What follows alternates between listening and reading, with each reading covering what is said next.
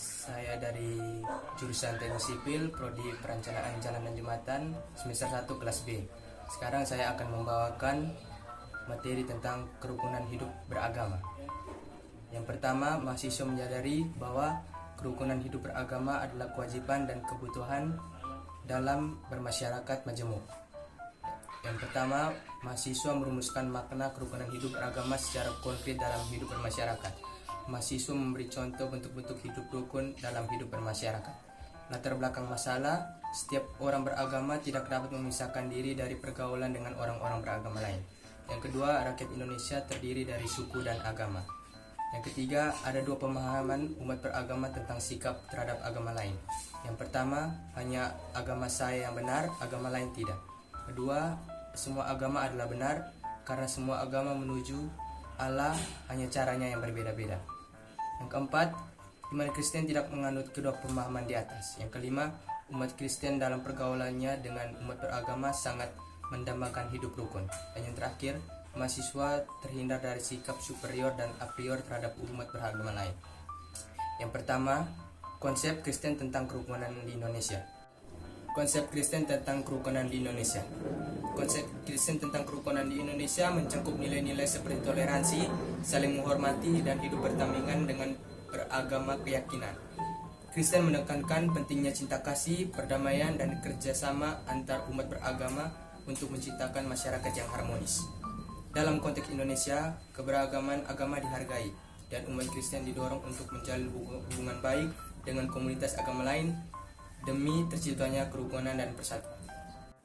Oke, yang kedua, beberapa faktor yang mengganggu kerukunan. Yang pertama, sikap mental, faktor sara, suku, agama, dan ras, faktor perbedaan tingkat kebudayaan, dan faktor mayoritas dan minoritas golongan beragama.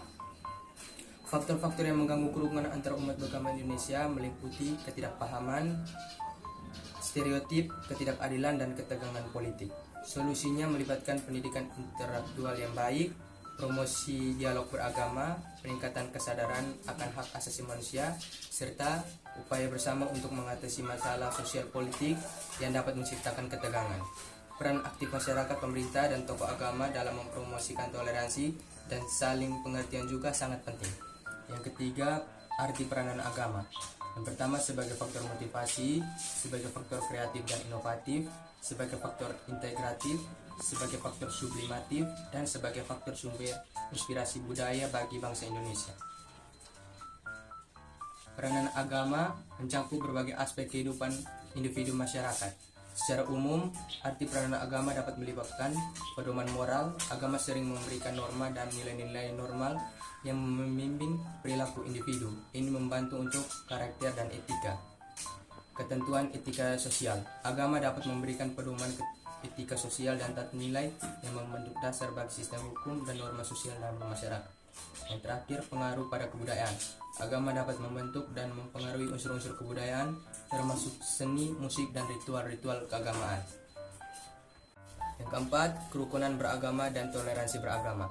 Setiap agama tidak harus menyetujui kepercayaan agama lain. Setiap agama harus tegas dan teguh pada ajaran kepercayaannya. Orang Kristen tidak boleh ragu-ragu akan kepastian imannya. Orang Kristen juga tidak boleh bersikap munafik dalam pergaulannya. Yang kelima, kebenaran yang universal menurut Kristen. Kristus adalah puncak atau pusat pernyataan Allah dan perbuatan Allah. Perbuatan Allah adalah kebenaran Allah. Kebenaran Allah hadir bagi seluruh ciptaannya. Kebenaran Kristus sebagai firman Allah dan sebagai Allah sudah ada sebelum Yesus Nazaret. 1 Yohanes 1 ayat 3. Apabila kami lihat dan yang telah kami dengar itu, kami beritakan kepada kamu juga, supaya kamu pun beroleh persekutuan dengan kami. Dan persekutuan kami adalah persekutuan dengan Bapa dan Anak Allahnya Yesus Kristus. Yang keenam dan yang terakhir, sikap Kristen terhadap agama lain. Yang pertama, sikap kreatif dan kritis. Orang Kristen mampu bereaksi dan membela kebenaran dan kebaikan dalam pergaulan. Yang kedua, sebagai dialogis dan simpatik.